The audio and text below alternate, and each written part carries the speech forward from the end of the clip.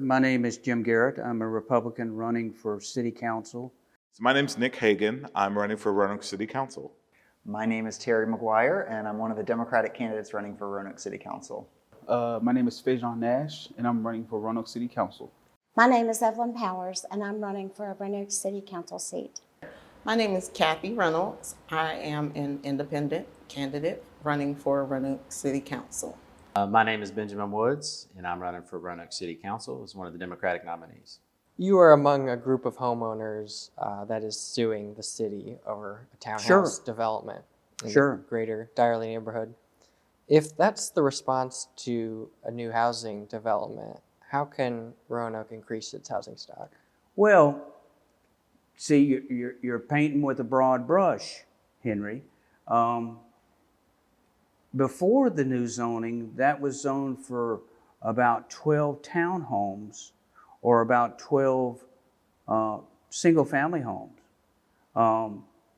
So there's more townhomes going in there versus, so when the initial plans had more affordable housing, this thing flipped several times and all.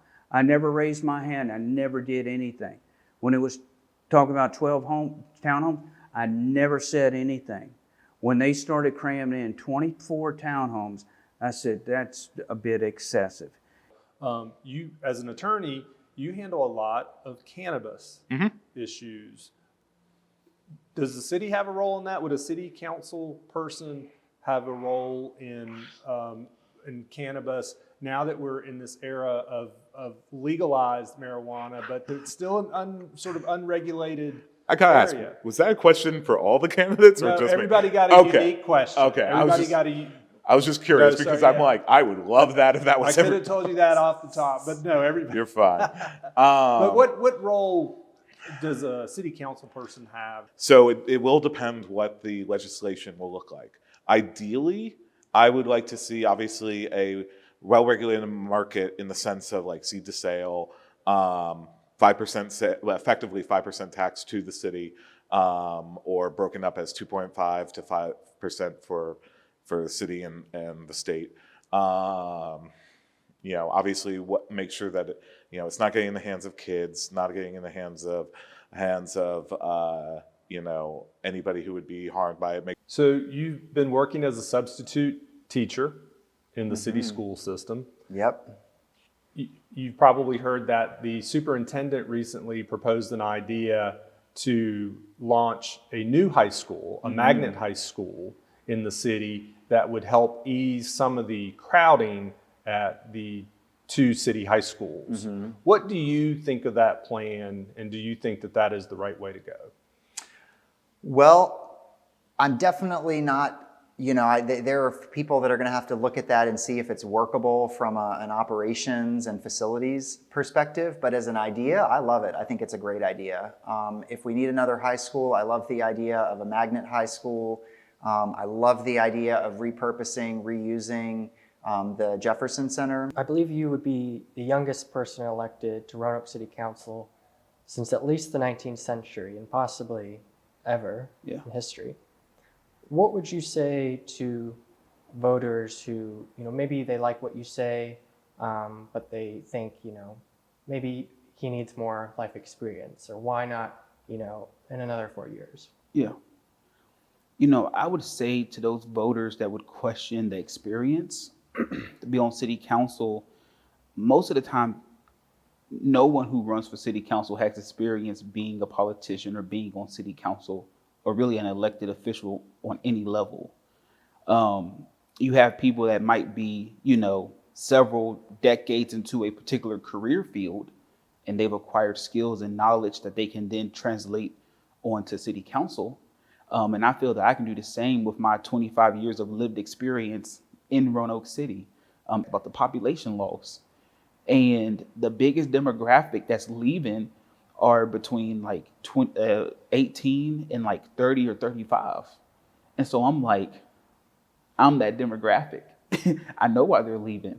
Most of them or some of them are my friends that grew up here, and they're like, man, I'm out. Why are they leaving?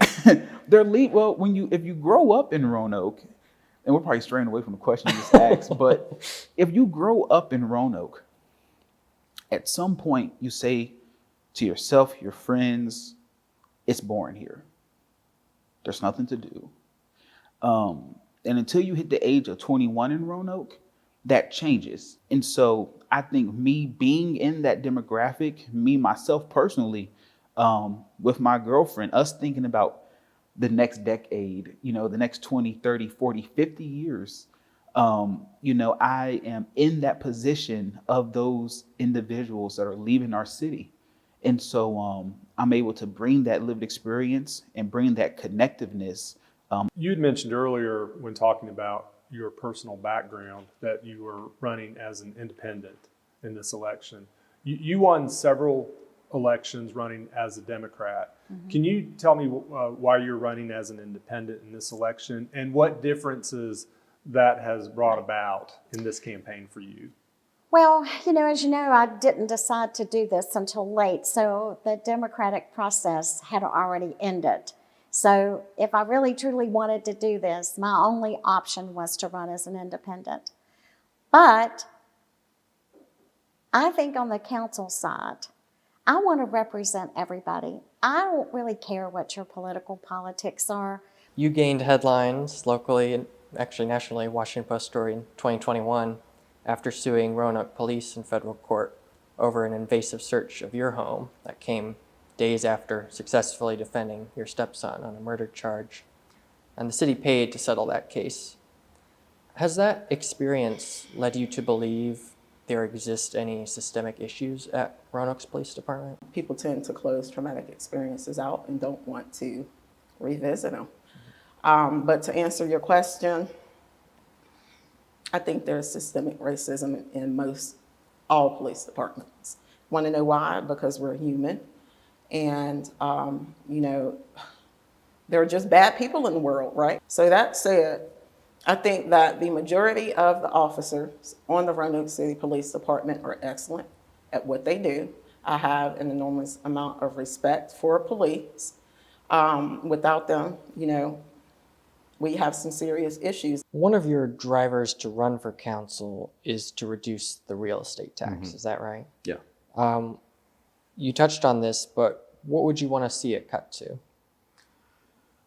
I want to see the moratorium placed on the rate. Not the rate, but the real dollar amount, the valuations that's going into the coffers now, because we need time to look at a way to fix the issue going forward.